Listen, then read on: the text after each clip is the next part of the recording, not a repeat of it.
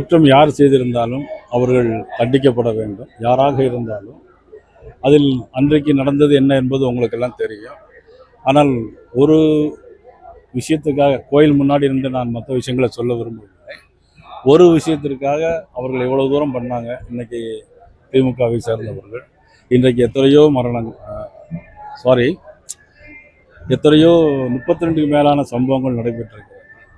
எல்லாமே திமுக ஆட்சியில் இன்றைக்கு மக்களுக்கு எதிரான ஆட்சியாக இன்னைக்கு இருந்து கொண்டிருக்கிறது. கல்வியில் சிறந்த தமிழ்நாடு, கவி கம்பன் பிறந்த தமிழ்நாடுலாம் சொன்னாங்க. ஆனால் இன்னைக்கு தமிழகம் கஞ்சா நிறைந்த தமிழ்நாடாக மாறிவிட்டது. கத்தியும் அருவாளோடு பள்ளிக்கு செல்கின்ற மாணவர்கள் இருக்கின்ற ஒரு சூழ்நிலை ஏற்பட்டிருக்கிறது. வெகு விரைவில் பெருமாள் அனுகிரகத்தில் நல்லதே நடக்கிறது. பிஜேபி தலைமையிலான பிரதான கட்சி அதிமுக. அவர் எடப்பாடி பழனிசாமி முன்கூட்டியே தேர்தல் அறிக்கையில சொல்றது எப்படி பாக்குறீங்க? எப்படிப்பட்ட தேர்தல் அறிக்கையா பாக்குறீங்க? இல்ல, அது நல்ல, அவர் சொன்ன அறிக்கை எல்லாமே மிக நல்ல அறிக்கை, வரவேற்கக்கூடிய அறிக்கை, மக்களுக்கு தேவையான ஒன்றுதான் அவர் அறிவித்திருக்கிறார்கள். அது கூட்டணி கட்சி ஒவ்வொரு கட்சிகளுக்கும் ஒவ்வொரு தேர்தல் அறிக்கை தனித்தனியாக தயாரிப்பது வழக்கம்தான். அதை பற்றி நாங்கள் ஏற்கனவே கலந்து பேசிதான் அவர்கள் தனித்தேனால் அவங்களுக்கு சில கொள்கைகளுக்கு இருக்கு, எங்களுக்கு சில கொள்கைகள் இருக்கிறது. அது கொள்கைகள் மாறுபாடு இருந்தாலும் கூட்டணி என்கின்ற ஒரு அடிப்படையில் தமிழகத்தில் யார் ஆள வேண்டும் என்ற அடிப்படையில் தான் இருக்கிறது. ஆகவே அவர்கள்ட்ட பேசித்தான் மதிப்பூர் அண்ணன் இபிஎஸ் அவர்கள் அந்த தேர்தல் அறிக்கை அறிவித்தார்கள். நாங்களும் தனியாக தேர்தல் அறிக்கை அறிவிக்க இருக்கிறோம். ஆக 2 பேருக்கு பொதுவான தேர்தல் அறிக்கைகளும் வரும், கொள்கை சம்பந்தப்பட்ட விஷயங்களும் வரும். இந்திய திணிப்பினாலே காங்கிரஸ் அழிஞ்சிச்சு, அதே பாஜக மணி கையில் எடுத்து பாஜக என்னைக்குமே இந்திய திணிக்கவும் இல்லை, பாஜக இந்திய கையில் எடுக்கவும் இல்லை. ஆனால் என்ன, இந்திய எல்லோரும் எல்லா மொழியும் தெரிந்திருந்தால் எல்லாருக்கும், நம்ம தமிழ்நாட்டை பொறுத்த மட்டிலும் குமரி மாவட்டத்தை பொறுத்தவரைக்கும் மலையாளம் பேசக்கூடியவர்கள் அதிகம் பேர் இருக்கிறார்கள். பெங்களூர் எடுத்துக்கொண்டால் கன்னடம் தெலுங்கு பேசக்கூடிய அதிகம் பேர் இருக்கிறார்கள். நமது தமிழ்நாட்டு உள்நாட்டுகளிலே கிட்டத்தட்ட 15% மேலாக தெலுங்கு பேசக்கூடிய இருக்கிறார்கள். ஆக ஒரு மொழியை வைத்து ஆட்சி அரசியல் பண்ணுவது என்பது நல்ல விஷயமாக இருக்காது. கோவில், அதனால நான் இதுக்கு மேல அரசியல் பேச. அதாவது தமிழ்நாடு பட்ஜெட் போடுறாங்கல்ல, திருக்கோசிலுக்கு என்ன கொடுத்தாங்கன்னு நம்ம கேட்க முடியுமா? சிவகங்கைக்கு என்ன கொடுத்தாங்கன்னு கேட்க முடியுமா?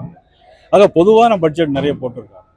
இன்னைக்கு மத்திய அரசு ரயில் 7300 கோடி ரூபாய் ரயிலுக்கு கொடுத்துருக்குறாங்க. மாவட்டந்தோறும், இந்தியாவில் எல்லா மாவட்டந்தோறும் மகளிருக்காக தனியா விடுதிகள் கட்டத்தர சொல்லியிருக்காங்க. 40,000 கோடி ரூபாய் செமிகண்டக்டர், அதில் தமிழ்நாட்டுக்கும் பங்கு இருக்கிறது. 10,000 கோடி ரூபாய்க்கு மேலே மருத்துவத்துறையில், அதில் குறிப்பாக ஆயுர்வேத துறைக்கு, ஆயுர்வேதமே தமிழ்நாட்டில் தான் இருக்குது. ஆக 10,000 கோடி ரூபாய் கொடுத்துருக்காங்க. திருச்சி விமான நிலையம் 650 கோடி ரூபாய், தூத்துக்குடி விமான நிலையம் 350 கோடி ரூபாய், இதெல்லாம் தமிழ்நாட்டுக்கு தானே கொடுத்துருக்கு. சரி, இது எல்லாத்துக்கும் மேலாக ஒரே ஒரு அறிக்கை நான் கேட்கிறேன், தமிழக முதலமைச்சரை பார்த்து கேட்கிறேன்.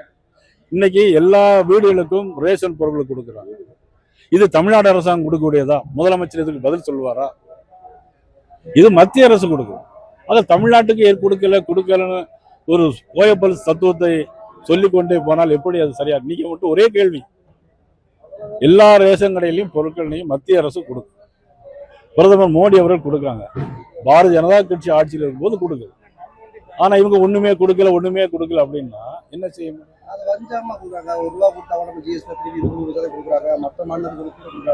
அதாவது தமிழ்நாடு மேனுஃபேக்சரிங் ஸ்டேட்ஸ்னு இருக்கு. மகாராஷ்டிரா மாநிலம், தமிழ்நாடு, ஆக குஜராத்தில் மேனுஃபேக்சர் உற்பத்தி செய்யக்கூடிய மாநிலங்கள், உற்பத்தி செய்யக்கூடிய மாநிலங்களுக்கு அதனுடைய வரிகளை கொடுப்பது வழக்கம். ஆனால் இப்போ உதாரணமாக விருதுநகர் தான் தமிழ்நாட்டிலே அதிகமாக விருதுநகர் டேக்ஸ் கட்டுறாங்க, சிவகாசி டேக்ஸ் கட்டுறாங்க. கன்னியாகுமரி மாவட்டத்தில் பெருசல். ஆனால் கன்னியாகுமரி மாவட்டத்துக்கு எதுவும் நிதியை கொடுக்காம விட முடியுமா? அல்ல திருநெல்வேலி மாவட்டத்துக்கு எதுவுமே நிதி கொடுக்காம இருக்க முடியுமா? இங்க மட்டும் வரி வசூல் பண்றாங்க, எங்களுக்கு தரலேன்னு நம்ம சொல்ல முடியுமா? இதெல்லாம் ஒரு பொய் குற்றச்சாட்டு.